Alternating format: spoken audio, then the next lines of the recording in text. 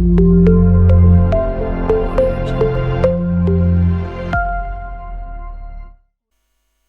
morning all. This is K.V. Rangarao, Assistant Professor, CSC Vignan University. Today we are going to discuss about predicates and quantifiers. So the contents we are going to discuss today are predicates, quantifiers, nested quantifiers and rules of inference. About these concepts today we are going to discuss about. First we will discuss about what is a predicate. We can say that predicate logic is extension of propositional logic. There is a limitation with propositional logic, that is some meaning of the statements cannot be explained properly. Meaning of the statements cannot be explained properly. For example, we know the result. Every computer connected to the university network is functioning properly. That is the information we are having. Even though we know that the computer math 3 is one of the computers connected to the university, from the known result we cannot deduce that math T is functioning properly. Even though we know that the result every computer connected to university is working properly, and also we know that math 3 is one of the computers connected to the university, from the propositional logic we cannot claim that math 3 is working properly. That is one of the limitations of the propositional logic.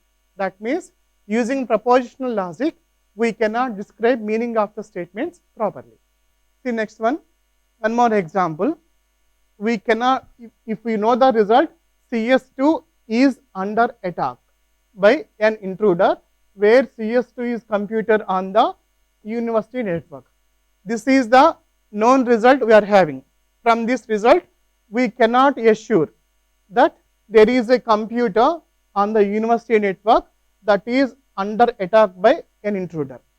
That means even though we know the fact that CS2 is under attack by intruder, where CS2 is a computer on the university, from this result we cannot conclude that there is a computer on the university network under attack by intruder. So that is the limitation of the propositional logic, which can be satisfied by predicate logic. So next we are going to discuss about what is a predicate. In earlier classes we discussed about propositions. So what is a proposition? Proposition is a declarative statement which can be either true or false, but not both. Similarly, we know about open statement. What is a open statement? Open statement is nothing but a statement that contains finite number of variables, and it will become a proposition when specific values are substituted for the variables. For example, consider the statement x greater than 3.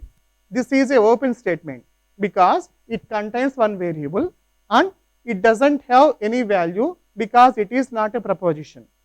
So if we assign any value to the variable x, then it will become a proposition. So in this open statement x greater than 3, x is the subject and greater than 3 is the property of that subject. So property of that subject is nothing but predicate. So x is the subject and greater than 3 is the predicate, that means which indicates the property of the subject. So this is about predicate. So every predicate will be indicated with some predicate variable p of x. So when x is assigned with some value, then it becomes proposition and it will have some true or false. So every predicate is also indicated by some propositional variable p of x, like that, and it will be having either true or false if that variable x is assigned with any value. So this is about predicate. So now consider some examples on predicates. Here one example is there. P of x denotes the statement x greater than 3. So we have to compute the truth values of P of 4 and P of 2. How can we compute P of 4? By substituting the value of 4 in place of x here, then we will get the value of P of 4. So we can get P of 4 nothing but 4 greater than 3. 4 greater than 3. We know that it is true. That's why we can say that P of 4 is true. Similarly, find the value of P of 2. P of 2 value can be computed by substituting 2 in place of x here. We know that 2 greater than 3 is not correct. So, we can conclude that the truth value of P of 4 is true and truth value of P of 2 is false. So, we can obtain the truth values by substituting the values of 4 and 2 in place of x here. We can get the values. Now, see one more example. Here A of x denote the statement computer X is under attack by intruder, and we know that CS2 and Math 1 are the only computers that are under attack by intruder. Then we have to compute the truth values of A of CS1, A of CS2 and A of Math 1. So, already A of x is denoting the statement computer X is under attack by intruder. So, first we have to find the value of A of CS1. So, how can we get the value of A of CS1? In place of x, we have to substitute CS1. Then A of CS1 indicates computer CS1 is under attack by an intruder. But already we know the fact that only CS2 and Math 1 are under attack. Hence, we can say that the truth value of A of CS1 is false. Next, find the value of A of CS2. A of CS2 means substitute CS2 in place of x here. That means we will get computer CS2 is under attack by intruder. As already we know that CS2 is under attack by intruder, we can say that truth value of A of CS2 is true. Next, find A of Math 1. So, in place of x, substitute Math 1. Then A of Math 1 indicate computer Math 1 is under attack by intruder. So, already according to the known fact that Math 1 is under attack by intruder, we can say that A of Math 1 is also true. So, this is one of the examples on predicates. Take one more example. Let Q of xy denote the statement x equal y plus 3. Here the predicate is containing two variables x and y. So, we have to compute the truth values of Q of 1 comma 2 and Q of 3 comma 0. So, we have to compute these values. So, first compute Q of 1 comma 2. So, how can we compute Q of 1 comma 2? So, Q of 1 comma 2 means in place of x substitute 1 here, in place of y substitute 2 here. Then the equation become 1 equal 2 plus 3. That means 1 equal to 5, which is not correct. That is why we can say that Q of 1 comma 2 is false. Similarly, we have to find the value of Q of 3 comma 0.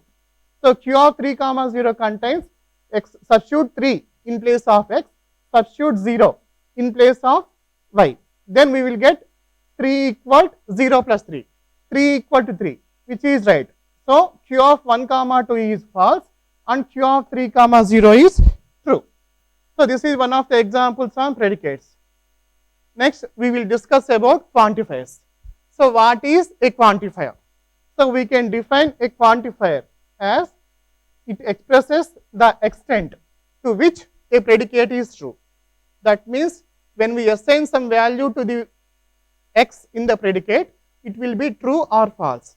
So, up to what values it will be true, whether it is true for every value or whether it is true for limited values, that will be decided by quantifier. So, we can define a quantifier as quantifier expresses the extent to which a predicate is true. So, classifiers mainly can be classified into two types. First one is universal quantifiers, next one is existential quantifiers. So, quantifiers can be classified into two types. First one is universal, second one is existential. So, first we will discuss about universal quantifiers. So, what is universal quantifiers? It is indicated by like this, P of x for all values of x. So, P of x for all values of x in the domain. Symbolically, it is represented by for all x P of x. So, for all x P of x indicates that P of x will be true for every value in the domain. So, for all symbol, that is called as universal quantifier. So, when we want to prove that for all x P of x is true, we must prove that the condition P of x is true for every value of x in the domain. So that is about universal quantifiers. Next, see some problem on universal quantifiers. Here one statement is given. Let P of x be the statement x plus 1 greater than x. So we have to find the truth value of for all x P of x. So here domain is all the real numbers. So if you take any real number, if you substitute, for example, if you take 0, 0 plus 1 greater than 0, take any negative value, whether you take any positive value or negative value 0, take any real number, this condition will be satisfied. So as the condition is true for every value in the domain, we can say that for all x P of x is true, because take any real number, whether it may be positive or negative or 0, whatever it may be, this condition is satisfied. That is why the truth value of for all x P of x is true here. See one more example. Here Q of x is indicating the statement x less than 2. So we have to find the truth value of for all x Q of x, where the domain consisting of all the real number. So here we have to check the truth value of for all x P of x. So x less than 2. So we have to find the truth value of for all x Q of x. So when can we say that for all x Q of x is true? For every value in the domain, condition must be true. Then only we can say that universal quantifier is true. For example, take 4. 4 is a real number. If you substitute 4 here, 4 less than 2, which is not correct. That means there is at least one element for which condition is true.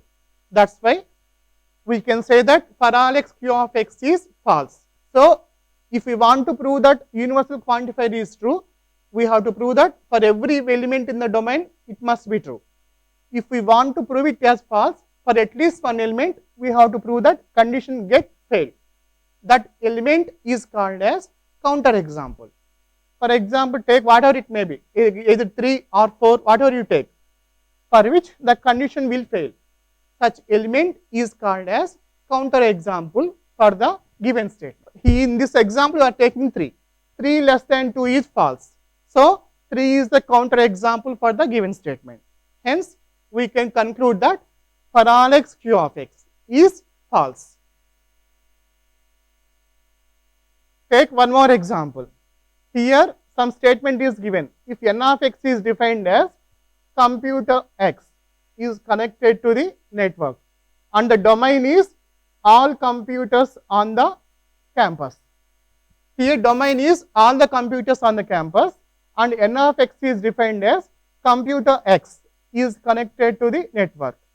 So we have to express the meaning of for all x n of x. As it is a universal quantifier, we can say that every computer on the campus is connected to the network. As the domain is given as all the computers on the campus, we can express this statement for all x n of x as every computer on the campus is connected to the network. In this way, we can explain the universal quantification meaning as English sentence. Next, we can discuss about existential quantifier. So what is existential quantifier? It can be expressed as there exists an element x in the domain such that P of x is true. So symbolically, existential quantifier is represented as there exists x P of x. For the here existential symbol is denoted by there exist. This is called as existential quantifier. So existential quantifier is denoted by this symbol there exists x P of x. That means we can say that P of x is true if there is at least one element x in the domain such that P of x is true. So this is called as existential quantifier. So difference between universal quantifiers and existential quantifiers is that in case of proving universal quantifier true, the condition must be true for every element in the domain. But in case of existential quantifier, it is enough to prove that the condition is true for at least one element in the domain. So that is the difference between universal quantifiers and existential quantifiers. See one example on existential quantifier. Here P of x is denoting the statement x greater than 3. Then we have to find the truth values of there exists x P of x where the domain consisting of all the real numbers. Here domain is given as set of all real numbers. So P of x is defined as x greater than 3. So we have to find the truth value of there exists x P of x.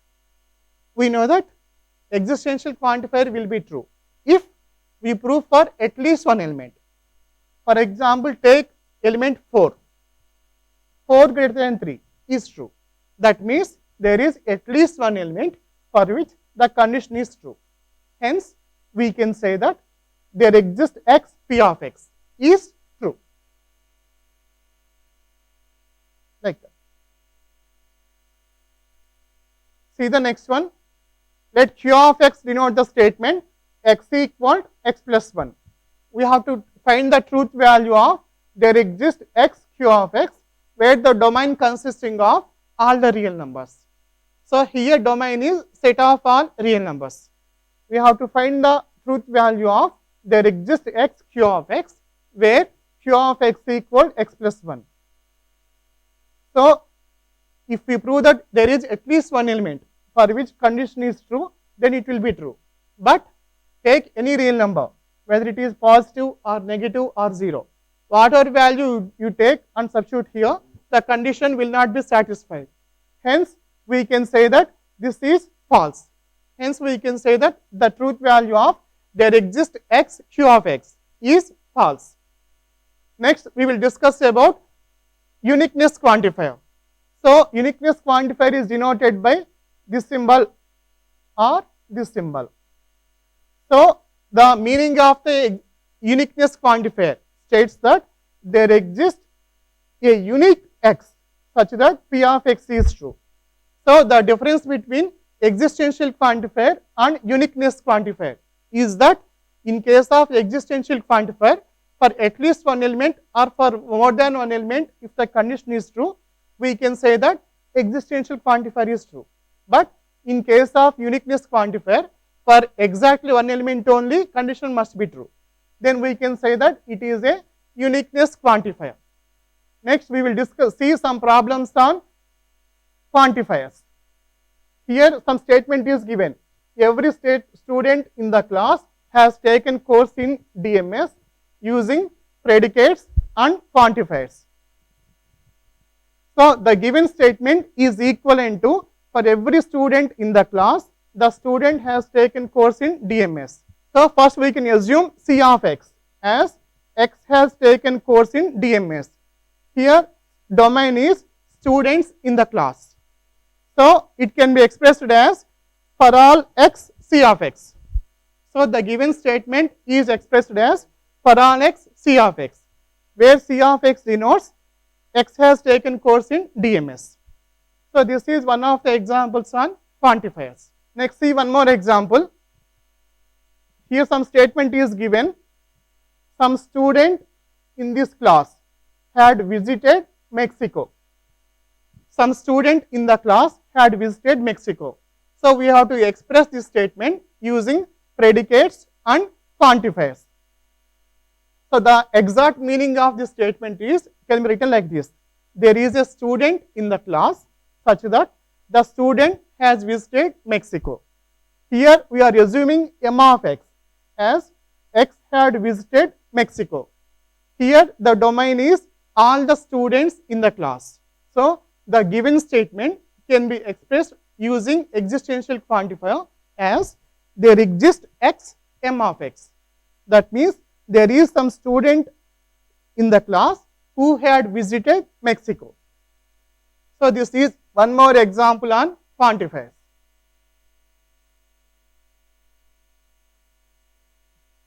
According to the domain, it will change. So far, we have taken domain as all the students in the class. Instead of all the class students in the class, if we take domain as all the persons in the world, then solution can be written like this. There exists x, s of x, meet m of x. where S of x indicates that x is a student. So the meaning of this there exists x me is there is some person who is student of this class and had taken course in DMS. Here P of x be the statement x spends more than 5 hours every week in the class. Here that is the statement given. Here the domain is all the students. Here some statements are given. We have to express the quantifications as English sentence. See the first one, there exists x P of x. That means it is a existential quantifier. So we have to express it as English sentence. As it is an existential quantifier, we can express this statement as there is at least one student who spends more than 5 hours every week in the class. That is about existential quantifier. Now we will discuss about second one, for all x P of x, as it is a universal quantifier. So we have to express the universal quantifier in terms of English sentence. So as domain is all the students, we can express the given statement as all the students spends more than 5 hours every week in the class. So in that way we can express the universal quantifier. Next one is there exists x negation P of x. Here negation means if P of x is the statement, negation P of x can be expressed as not P of x. Here negation is mixed with existential quantifier. So the given statement can be expressed as there is at least one student who do not spend more than 5 hours every week in the class. In that way, we can express either universal quantifiers or existential quantifier as English sentences.